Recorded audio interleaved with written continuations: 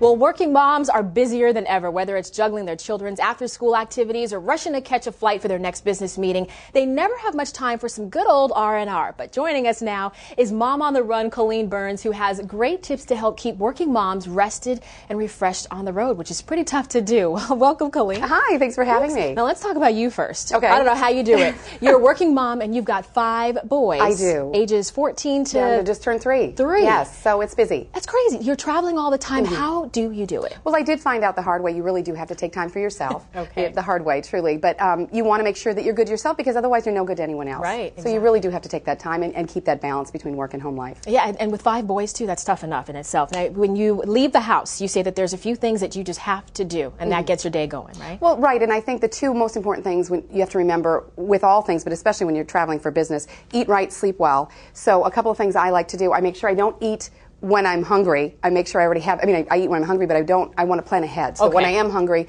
I'm not choosing things at the airport. A lot of times they're getting better, but a lot of times they're high fat, they're bad carbs.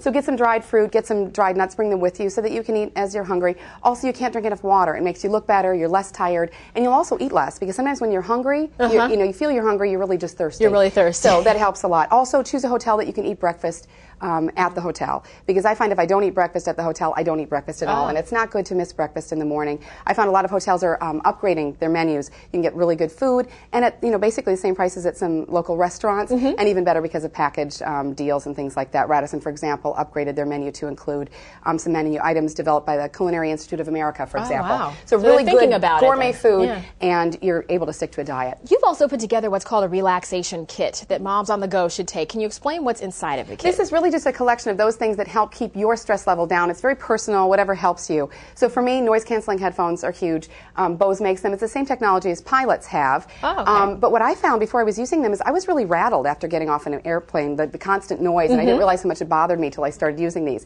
Now I'm much more relaxed. And then also you can listen to music, which is relaxing for a lot of people. I also like to have a candle in my hotel room. I love this Caldrea brand. I don't know if you know about them, but they have these special edition fragrances around the holidays, and so they're really, it's a little pricier, but right after the holidays, they deeply discount. So I buy a ton and give them away for teachers' gifts.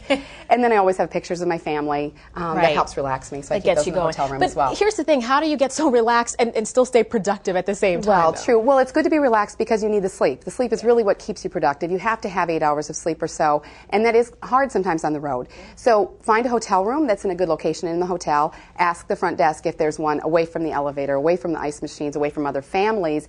If you're in a busy city, up on a top floor away from the street. Also try and decompress a little before you go to bed. See if you can read a book, do some light exercise, something that helps keep you, winds you down before you go to sleep and keeps your mind off of work and at home. When you're on the plane, it's so tough. You're sitting there for hours and hours and hours. Getting exercise is usually like not a thing that you can think about doing, but you have some tips. I do. A couple things you can do on the plane without being really obvious, no jumping jacks, things like that.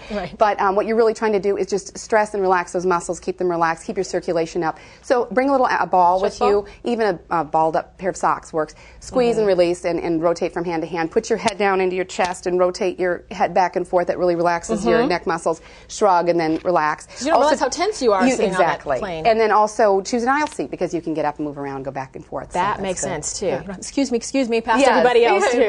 Well, whatever you're doing, it must be working because you're still smiling after all of this. Thank you so much, Colleen. We definitely appreciate it.